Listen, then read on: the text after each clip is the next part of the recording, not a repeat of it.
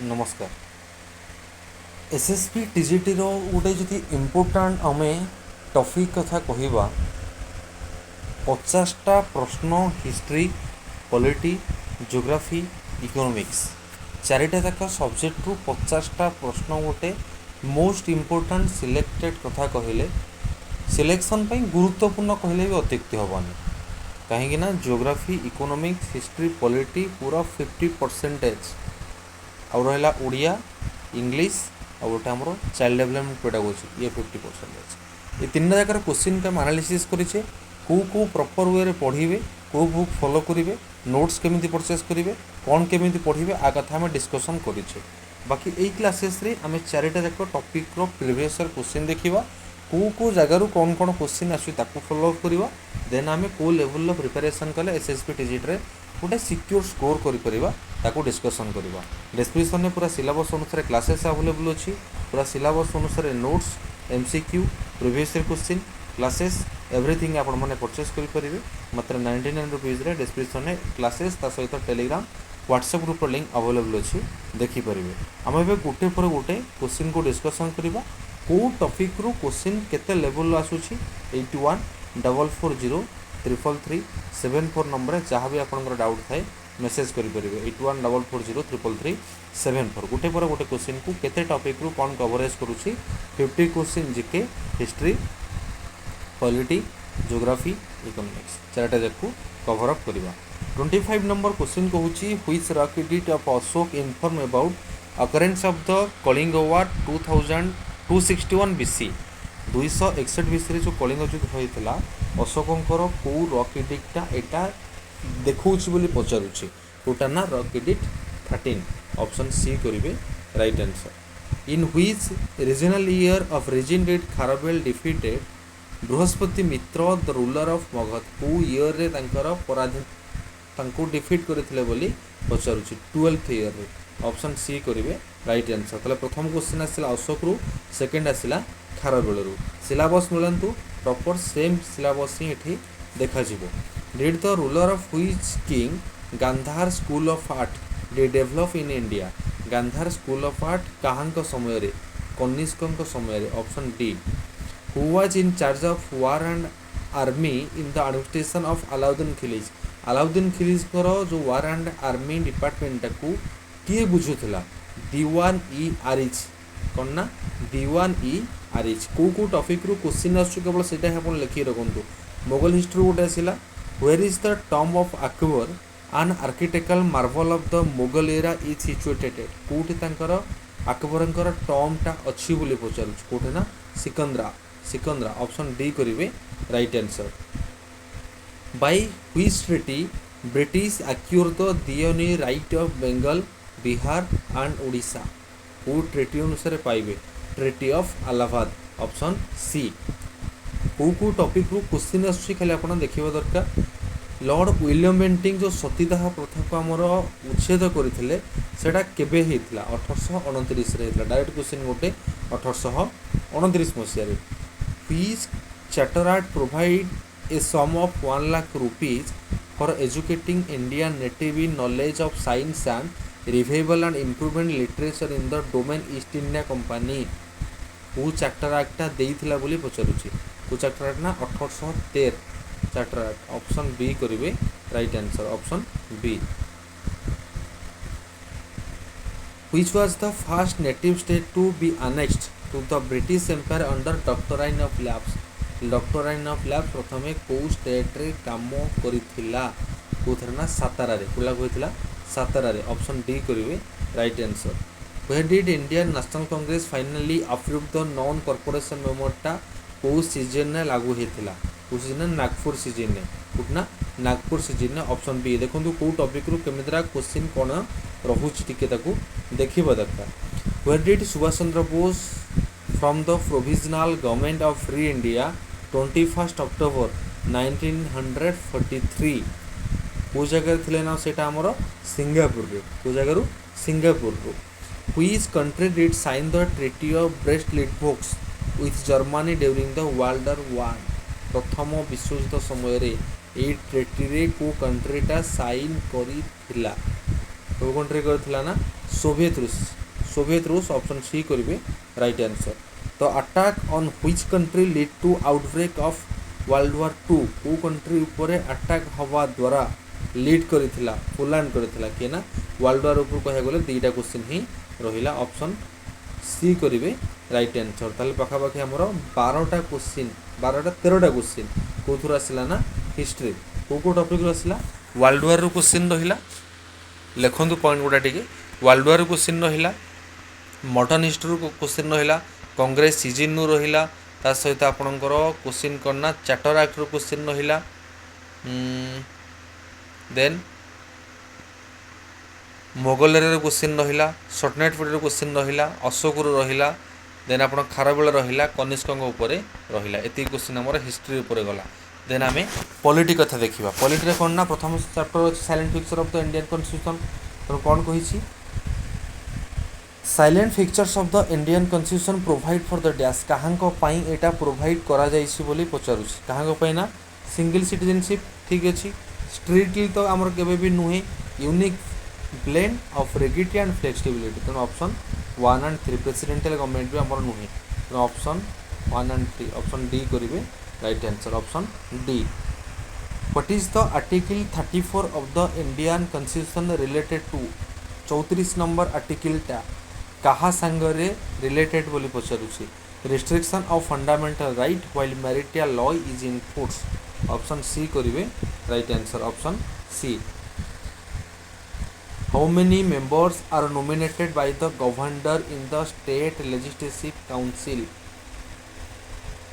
State legislative council को केते member governor को द्वारा नॉमिनेटेड हुआंती 1/6 ऑप्शन सी।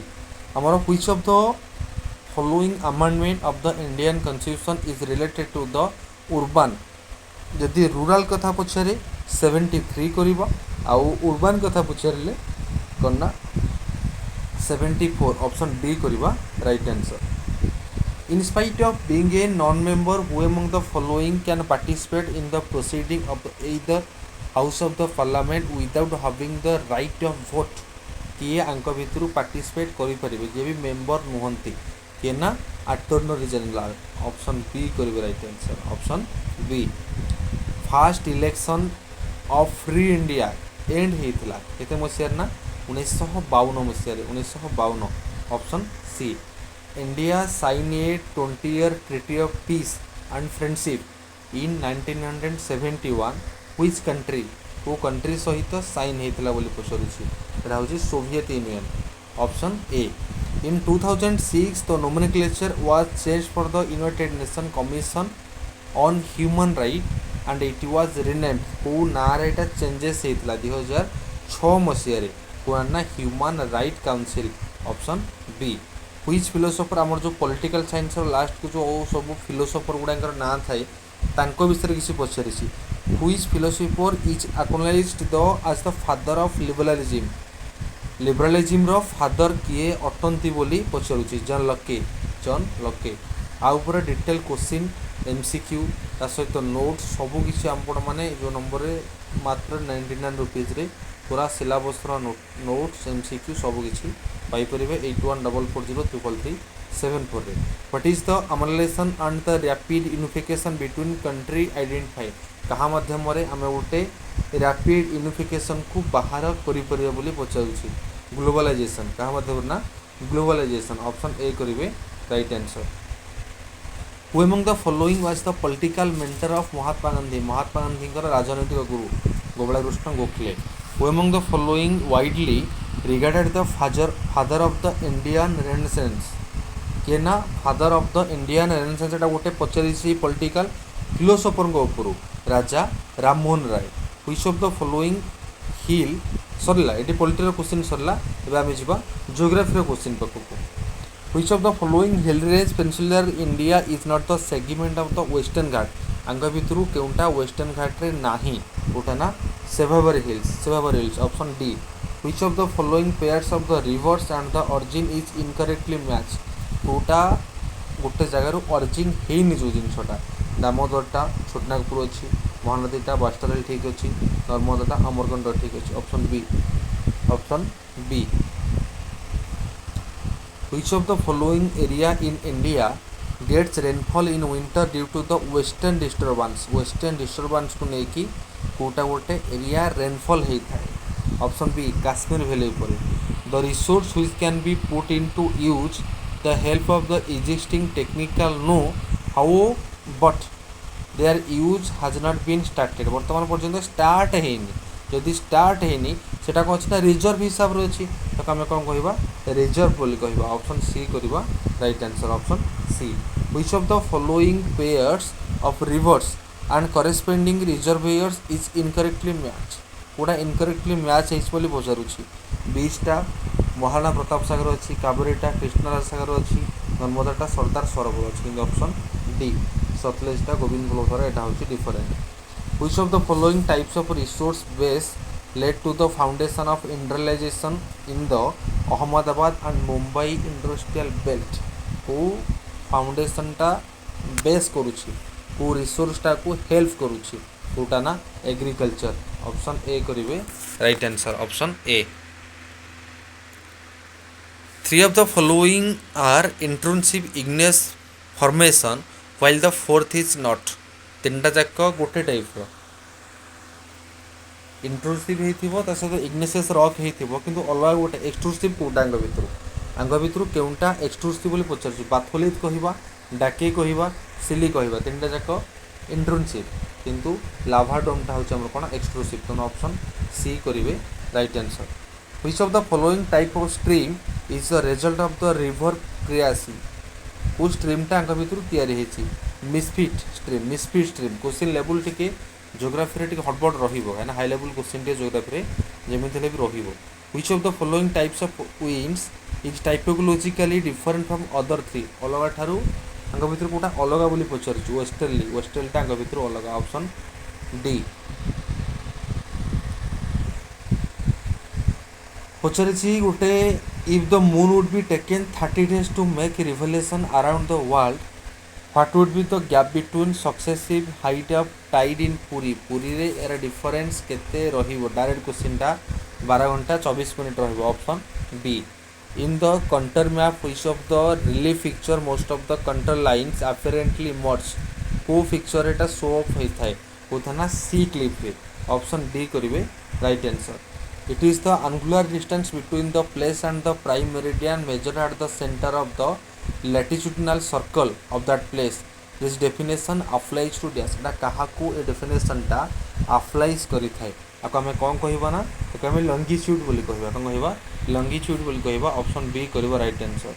एटा गोटे टाइम मेरिडियन नो गोटे क्वेश्चन पचारिछि. देन पचारिछि हमर इकोनॉमिक्स रो क्वेश्चन.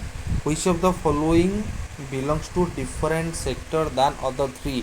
आंग भितर केउटा डिफरेंट सेक्टर रे जाउछि.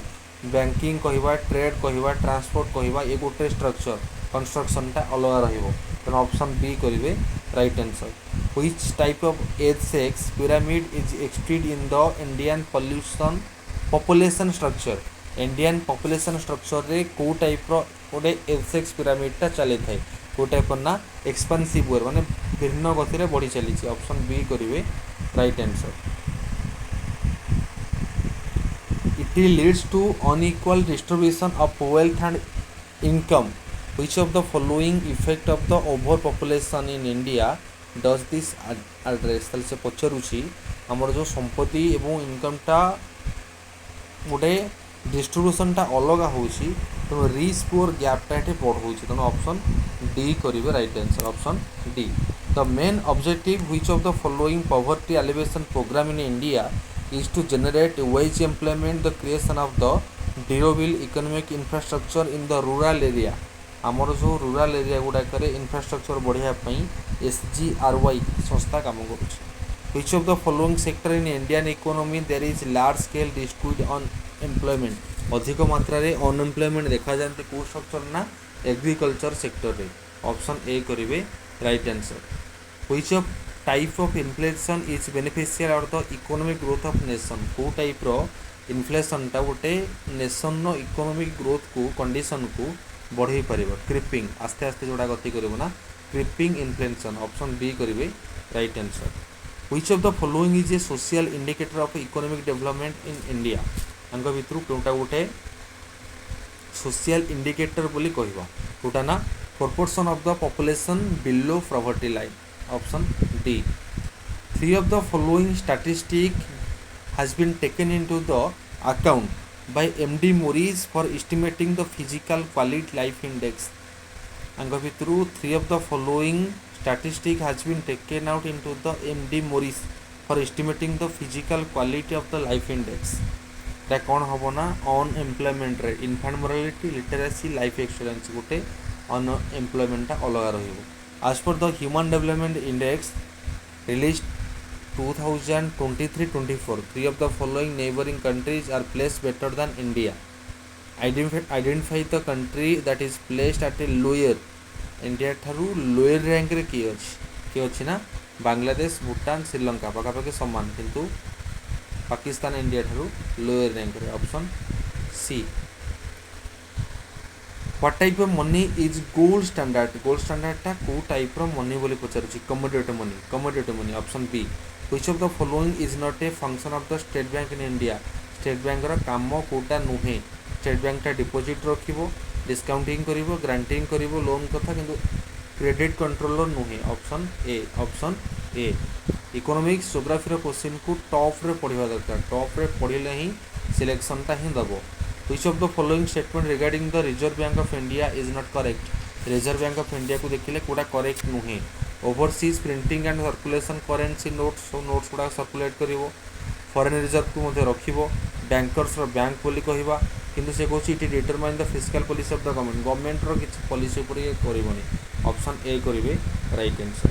ये हूँ 50टा question history polity geography economics रो को लेवल रो क्वेश्चन आप देखिले ये लेवल रो क्वेश्चन को देखिकी आगामी एग्जामिनेशन अनुसार आप प्रिपरेशन करवा दरकार। यदि प्रिपरेशन करने चाहते 8144033374 नंबर टेलीग्राम कि व्हाट्सएप मेसेज करके जॉइन हो पारे। Thank you.